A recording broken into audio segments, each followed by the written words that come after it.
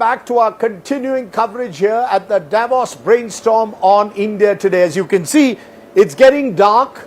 The sun has set, but it hasn't set on our conversations because with Donald Trump around, the conversations continue.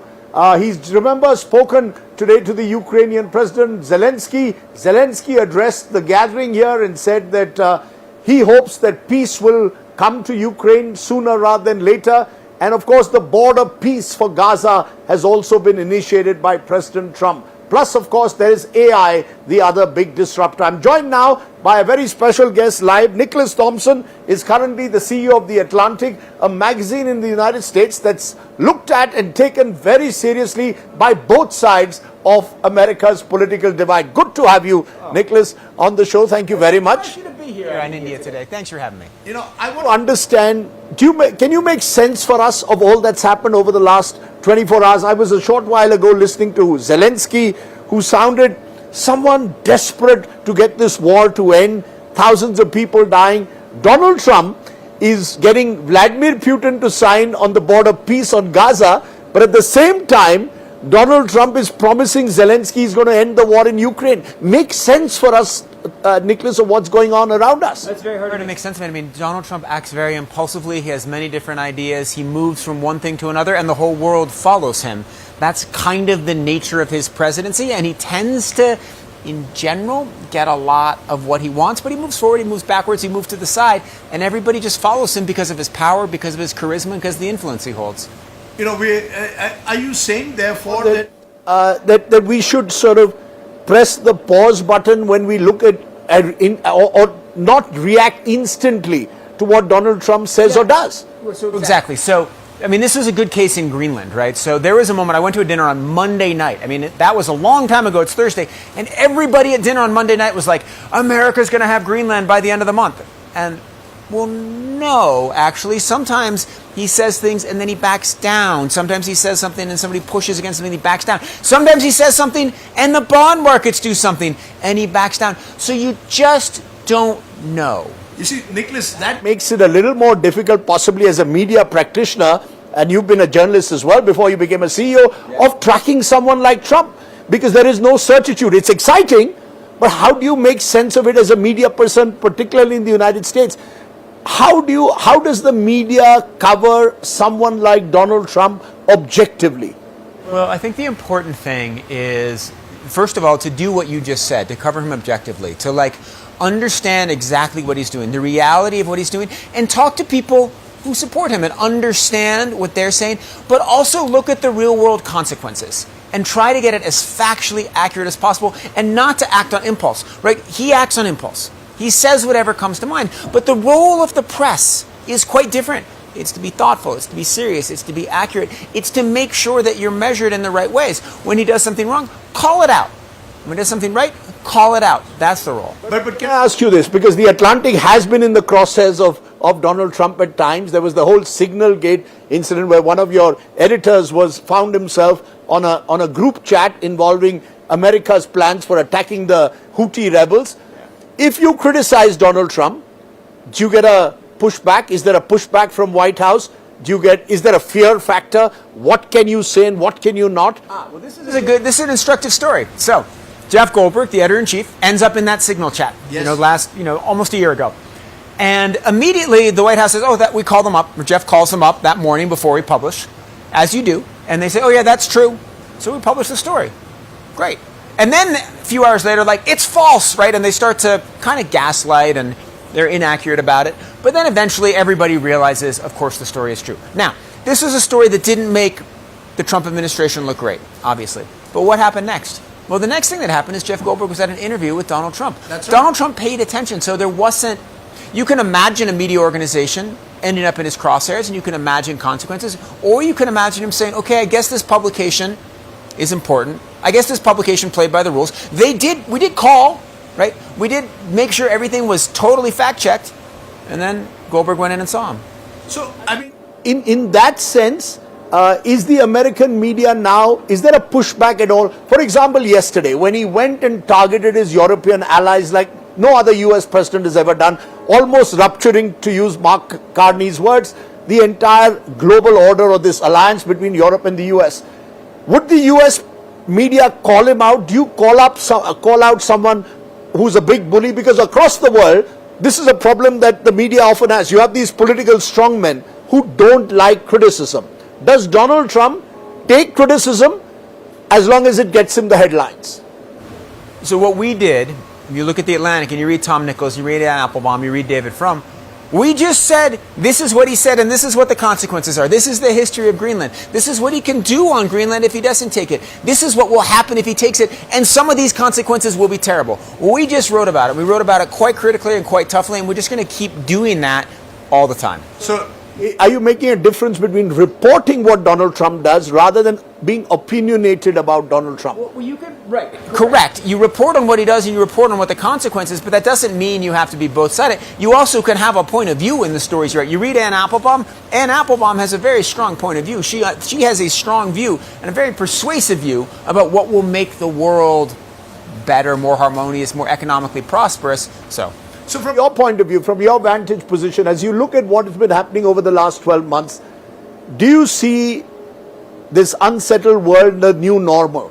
That when you track a Donald Trump, come to the World Economic Forum, hear him sort of taking on virtually everyone, anyone and everyone, calling people stupid, do you feel embarrassed at one level as an American? Or do you feel that, this is Donald Trump, this is a person who's been elected by the people of America? I think the biggest, maybe the most interesting question, I've had this conversation a lot in Davos. Donald Trump is not very popular in America, right? 36% of people approve of him or whatever it is, right? Far less popular in the world. Definitely changed the perception of America in the world. When Donald Trump is gone in 3 years and we have a new president, maybe it's J.D. Vance, maybe it's somebody else, how will the world think of America? Will it be ruptured forever? Will it be completely different forever? I don't know. That's a question that a lot of people have in Davos. But when you're talking to people at the World Economic Forum across the board, do they feel actually American power is getting diminished and you're seeing the rise of Chinese power, you're seeing other countries in a way occupying the space that once America did? How does big business outside America see a Donald Trump? We see big business in America, and you can correct me if I'm wrong, almost fearful of a Donald Trump. Is that the case? And across the world, is there a sense that American power is diminishing? There's a sense both that the amount that the world likes America is diminishing, right? Like the brand of America is diminishing around the world, and you can feel it. There's some places where it's up, like a lot of Venezuelans are happy with America right now, but for most of the world, there's a sense that we're now a rogue nation. And what's very interesting is that if you look at the kind of autocracy versus democracy, United States versus China, it used to be the United States and its European allies. That's a much bigger coalition than just the United States. Now, Trump's position that he made in his speech yesterday is, hey, we got the biggest stock market's going up, which is true. Therefore, more or less everything's okay. I think the world sees it pretty differently. So if there is to be a backlash, a pushback in America, as you say, his popularity ratings have come down, not necessarily down to the bottom. Is it down pretty far? Yeah, it's about 36%, as you said, approve of him. Do you believe that the domestic situation in America will determine 2026, particularly given that you have midterm elections in November, that if inflation continues to spike and hit people, if jobs slow down, if tariffs continue to hit the American people as well, that's when Donald Trump will be tested?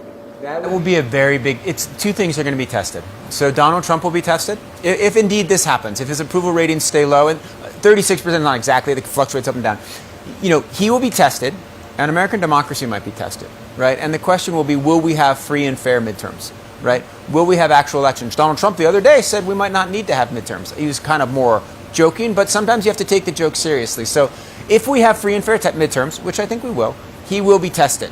If the Democrats win either the House or the Senate or both, that will change the dynamics in America. It won't suddenly make Trump recessive and quiet and change the kind of speeches he gives, but it'll change his ability to sort of run straight through things. Before we move to the AI, the other big disruptor, in general, have you interacted with Donald Trump much as the CEO of Atlantic? No, that's the job of the editors. I run the business. The editor-in-chief runs the editorial side. Donald Trump doesn't care about our business. Like, I sell subscriptions, I sell ads. But as a business, when you talk to business persons across America, how do they perceive Donald Trump? They seem to be lining up behind him. Are they lining up out of fear, or are they lining up because the markets are up and... A couple of things, actually. So, number one, there are a lot of his policies that business likes, right? Deregulation, right? He has a much softer position on antitrust than the Biden administration. They like that, right? Donald Trump has cracked down on DEI, right? There are a lot of business leaders who are appreciative of that, and you hear that on Davos, right? So there are a whole bunch of factors, deregulation is a huge one, that make the business community like Republicans, like Donald Trump. They like his tax policies, right? So there's much that they like. On the other hand, some of it is also fear and knowledge that if you get on his bad side, he will make it very hard for your business. And if you get on his good side, good things happen to your business. So some of it is realpolitik, some of it is actual agreement. The reason I'm saying this, I remember meeting Bob Woodward, the great journalist, the legendary journalist, and he said Donald Trump likes to be in the company of rich people. So he must like being in Davos in that sense. But he seems to like wealth. There's a report in the New York Times now about how much the Trump family has acquired in just about a year since he's taken over power. Those are serious investigations that perhaps Donald Trump sooner or later will have to answer for. Will he be held accountable? We ran this great piece by Jonathan Rauch, and it was early in Trump's tenure, and it said, the thing that will break Trump will be corruption. And this is what often happens with people who sort of aspire to autocratic-like tenure and who start to try to make their family members and friends wealthy and move the levers of government to help them. The public doesn't like that, right? And when the public sees how much money the Trump family and others are acquiring near Trump, that's not something that goes over well, right? It helps them secure business, but the average American who thinks Trump is fighting for him, when they see this money, that's not going to work. Will the Epstein files also haunt him? They haven't been good for him. I mean, who knows? When the whole Epstein files are out, depends what's in the Epstein files and whether there's more about Trump or there's not more about Trump. I have no idea. Okay, let's talk about the other big disruption, and this is something that you've done over the years as a tech journalist, which is AI. That's the other big running theme here in Davos. Yeah. Do you believe, and this is the question I've asked everyone, is AI the bubble that some call it, or is it the most transformative change since electricity, as some others suggest? Where do you stand on this AI revolution? The most transformative change since electricity. It is the most transformative change? No. It's closer to that. If bubble is here, most transformative change since electricity, AI is on this side of the ledger. It might be as big as electricity. There's also a chance of a bubble. Both things can be true, right? I do think it is one of the most amazing technologies ever created. It is also true that it is not providing a ton of value to most businesses. Unless you are in the computer coding industry or in the AI industry itself, you're not getting a ton of value. It takes a while, right? So there may be a bubble because of the overinvestment and the way loans flow and the lack of money to pay back for it. So you could have a bubble and you could have a collapse. But the technology is genuinely awesome and will be massively transformative over the long run. So the reason I'm asking you this is there's a feeling that many of these AI companies are overvalued, the markets are being driven by them. Do you agree with that at some stage there will be a cautionary note struck, or for the next year at least, the world is going to ride this AI bandwagon? Next year, the world is going to ride the AI bandwagon. And what do you see as the future in that sense? Do we even know, just as we can't predict what Trump will do next, do we know what AI will predict next? I listened to Elon Musk here, and he said there'll be billion robotic AIs across the world. There will not, okay. Robots, much harder to build. The fact that large language models can go like this doesn't mean that robots go like this. Robots are harder. Dexterity is hard. Elon has all these Optimus robots. In order to get an Optimus robot to do something, you have to train it a ton on humans, or you have to teleoperate it, have a man behind the curtain. Robots are hard. There will be many robots. They will be awesome. It's going to take some time. What I'm going to predict with AI is that it's going to shift a little bit. Right now, it's a small number of companies using what are called scaling laws. You just buy more compute, bigger computers, more data. There is going to be new architecture for AI in the next year that will mean that other companies can get in the game. It will be more an ideas-based game than just a money-based game, and that will change so many parts of the dynamic. So that's my actual prediction. Nicholas, is your other prediction that China and the US will engage? The next big race is not the arms race, the AI race. These are these two big powers which are competing with each other. The Chinese are also innovating in AI. Do you see that as the next big race, something that countries like India have to look carefully at? Well, it is a big race right now, and it's been a big race. I wrote a story on the U.S.-China AI Cold War back in 2018. Right, this has been a big race for a while. It gets hotter, it gets tenser. I kind of wish it went in the other direction. My hope would be that we start having a little more detente, a little more shared technology between them, and then a little more AI dispersion around the world so that there's, as much AI economic opportunity in India as there is in America. So, if you were to advise, and I know you're not going to, but if you were to advise the Indian government on how to deal with the Trump challenge on one side and the AI challenge, I'm separating it in two ways. How would you advise any leader to deal with a Donald Trump from your experience? I mean, push back on the things that really matter, listen to him, and then also negotiate with the people on his team. Like, you look at Trump's AI policy, he has some very smart people running his AI policy. So if you're a big AI company, talk to those people, right? Remember that Trump is his own person with a whole bunch of people working under him, some of whom are quite competent, some of whom are not. And on AI, therefore, you're saying work with people around Trump. But should India join this race? Is this a race which will be a two-horse race at the moment? Or will other countries join the AI race according to you? I mean, India has amazing tech companies. It has amazing tech talent. And in fact, it's people from India who run most of America, or many of America's biggest tech companies. India has actually done a good job building open source AI, building up its own AI models, making sure that there's AI customized for Indian needs. I would recommend for the Indian government to invest heavily in things that the state can do to help AI companies grow, ways that you can provide state data to help Indian tech companies, and ways to help Indian technology spread around the world. Absolutely. Okay, now I want to turn to a subject that's close to your heart. You've just written a book, The Running Ground. Yes. I want to tell people that Nicholas is an ultra marathoner, which is what? Ultramarathon is anything more than 26 miles. So you can run 30 miles, it's an ultramarathon. The longest races I do now are 100K, so 62 miles. And what does this, is running almost therapeutic to you when you're running a magazine like Atlantic in the Trump age, careful about what your editors may be writing or who's going to call you up from the business world? Is running therapeutic? Yeah, running is a way for me to open my mind and meditate. It's a way to break from some of the stress of the day. So I consider it an absolutely essential part of my day. So here we are in Davos. I didn't go to any of the parties last night. They were good, right? I haven't gone to any of the parties because I was working and talking to people, but go ahead. So I get up at 6 a.m. and I go and I run up the mountain. And you know what it does? It clears my head. It helps me think. It makes me feel better about the world. It's a way of being in touch with nature. So I love it as both like a spiritual practice and just a great thing to do. You ran up the mountains. By the way, marathon running is becoming big in India as well. I know. You've got to come for the Mumbai Marathon. TCS sponsors the New York Marathon. A lot of my book is about the New York Marathon. I got to come run the Mumbai Marathon. You've got to come. It's in the month of January. So when your viewers make my book a bestseller, I'm coming. I'm going to run any marathon in India. I'm all in. You see, this is the problem. When I write my books and promote them, people say I'm promoting them, but I like people who promote books because, it's your work and you have every reason to talk about it. Just in conclusion, if we come back to Davos, Nicholas, a year from now, do you think the world will be a more settled place? Or do you believe, as I said, that this kind of disruption is now the new world order? Someone on my show today said, we are in a new world disorder. Is that how you see it? Sadly, yes. And I think that AI, as I said earlier, I don't think there's going to be a bubble. I don't think there's going to be a crash. I don't think there's going to be that kind of chaos. But it's going to change the world a lot more quickly than it has been. I don't know what year, whether it'll be in 2 years, 3 years, or next year, but there's going to be a lot of economic change because of AI. You combine that with all the change that the Trump administration creates, Davos 2027, it's not going to be calm. But it's a good time in a sense, Nicholas, to be in the media business. Oh, it's not boring. It's not boring. It is exciting. People want to watch India Today and they want to read The Atlantic. It's good.